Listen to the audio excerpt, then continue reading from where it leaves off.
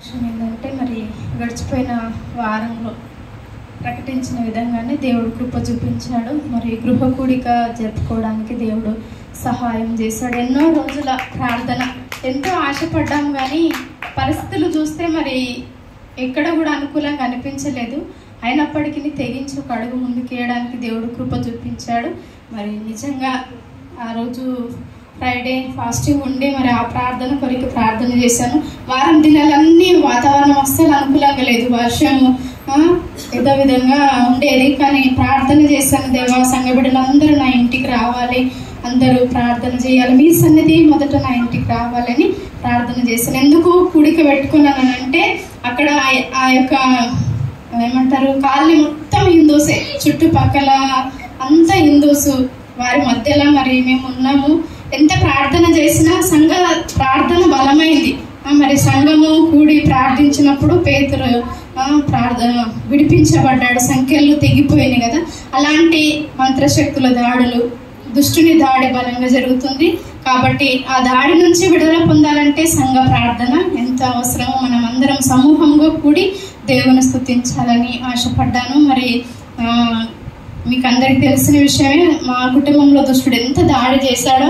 మరి చిన్న పాపకి మరి ఆపరేషన్ జరిగింది, మరి అదే వెంటనే అది కోలుకుందలేదు, మళ్ళీ ఒక ప్రాబ్లము. ఆ రకంగా దుష్టుడు దెబ్బ మీద దెబ్బ పెట్టినప్పటికీ దేవుడు విడవకుండా తన కృపను చూపి అద్భుతాలు చేసి తన కౌగిల్లో మమ్మల్ని హత్తుకున్న దేవునికి మహిమ కలుగును గాక. కృతజ్ఞతగా దేవుని స్తుతించడానికి దేవుడు కృప చూపించాడు. అద్భుతమైన వర్తమానము దేవుడు అందించాడు. అది మనం మరి వచ్చిన వారందరిని బట్టి ప్రభుని స్తుతిస్తూ ఉన్నాను. వచ్చిన వారందరినీ దేవుడు బహుగా దీవించును గాక.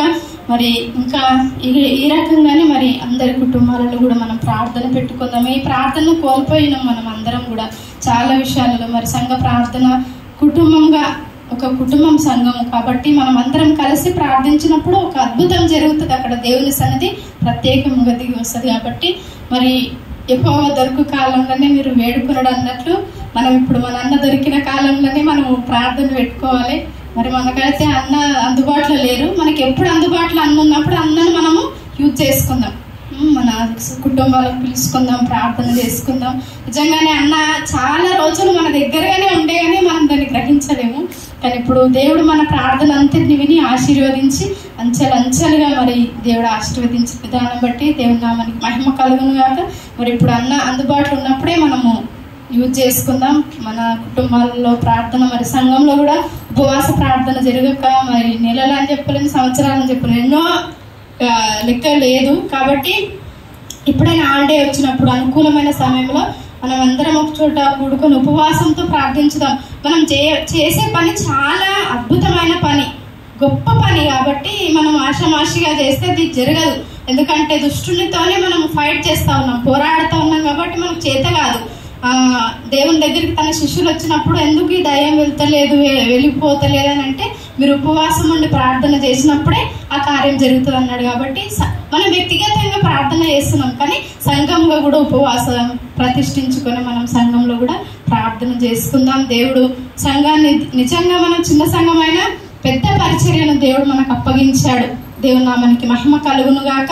మరి ఈ పరిసర ప్రాంతాల్లో చేయలేమేమో కానీ ప్రపంచానికి సత్యాన్ని అందించే సంఘముగా దేవుడు మన అయ్యగారిని ఆశీర్వదించాడు. అందుని బట్టి దేవుని నామానికి మహిమ కలుగును గాక.